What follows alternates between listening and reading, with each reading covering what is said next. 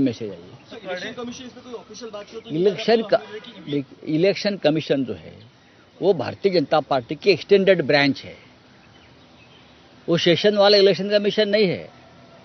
या जो कुरैशी साहब थे चीफ इलेक्शन कमिश्नर, उनके जमाने का इलेक्शन कमीशन नहीं है, समझा। ये जो है सेशन वाला तो छोड़ दीजिए, ये तो भारतीय जनता पार्टी की एक्सटेंडेड ब्रांच है। मराठीत कडेलोट करण्याची भाषा जी मुख्यमंत्री फडणवीस यांनी केली, कोणाचा कडेलोट करणार? छत्रपती शिवाजी महाराज जेव्हा जेव्हा अपमान होईल तेव्हा त्यांच्या समोरच काल अपमान झाला ना। छत्रपतींचा उल्लेख शिवाजी शिवाजी असा एकेरी करण्यात आला, जो आम्ही कधीच करत नाही।